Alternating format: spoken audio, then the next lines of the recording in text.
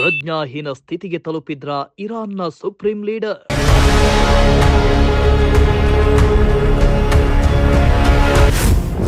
ಹಾರ್ಮುಜ್ ಜಲಸಂಧಿ ಮುಕ್ತಿಗೊಳಿಸಲು America warning.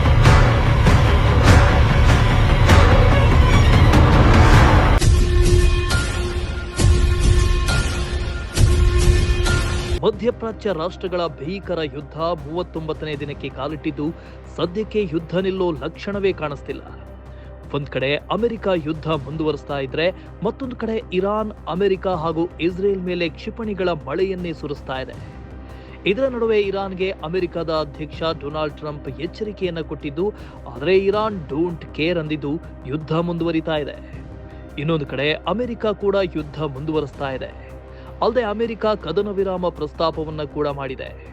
ಆದರೆ ಕದನ ವಿರಾಮವನ್ನ ಇರಾನ್ ತಿರಸ್ಕರಿಸಿದ್ದು ಸಂದಿಗ್ಧ ಪರಿಸ್ಥಿತಿ ನಿರ್ಮಾಣವಾಗಿದೆ.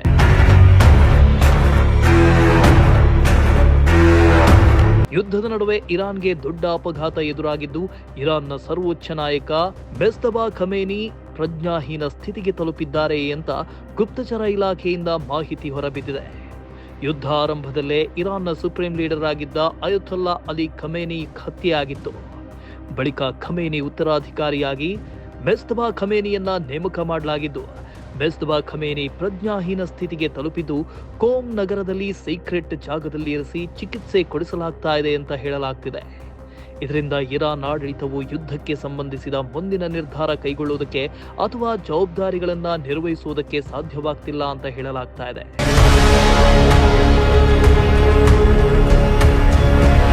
ಇತ್ತ ಪನಾಮಾ ಕಾಲುವೆಯ Pacific Pradesh ದ್ವಾರದಲ್ಲಿರುವ bridge of the America's ಬಳಿ ಇಂಧನ ಟ್ಯಾಂಕರ್ ಸ್ಫೋಟಗೊಂಡಿದ್ದು, ಘಟನೆಯಲ್ಲಿ 4 ಗಾಯಗೊಂಡಿದ್ದಾರೆ ಮತ್ತು ಒಬ್ಬರು ಕಾಣೆಯಾಗಿದ್ದಾರೆ. ಈ ದುರಂತದಲ್ಲಿ ಸೇತುವೆ ಪಕ್ಕದಲ್ಲಿದ್ದ ಬೇರೆ ವಾಹನಗಳಿಗೂ ಹಾನಿಯುಂಟಾಗಿದೆ. ಅಲ್ಲದೆ ಸುಮಾರು 1654 ಮೀಟರ್ ಉದ್ದದ ಬ್ರಿಡ್ಜ್ ಆಫ್ ದಿ ಅಮೆರಿಕಾಸ್ ಅನ್ನ ತಾತ್ಕಾಲಿಕವಾಗಿ ಮುಚ್ಚಲಾಗಿದೆ.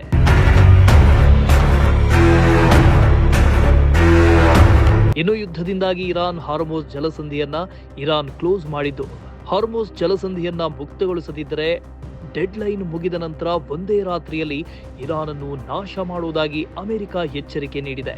The second rescue mission involved 155 aircraft, including 4 bombers, 64 fighters, 48 refueling tankers, 13 rescue aircraft, and more. We were bringing them all over, and a lot of it was subterfuge. ಇತ ಅಮೆರಿಕದ ಎಚ್ಚರಿಕೆಯನ್ನ Iran ಸ್ವೀಕರಿಸಿ ಹಾರ್ಮುಜ್ ಜಲಸಂಧಿಯನ್ನ ಮುಕ್ತಗೊಳಿಸುತ್ತಾ ಅಥವಾ ಇದೇ ಮೊಂಡುತನ ಪ್ರದರ್ಶಿಸುತ್ತಾ ಅಂತ ಕಾದು ನೋಡಬೇಕಿದೆ. Bureau report, Prajashakti TV, Tumakuru.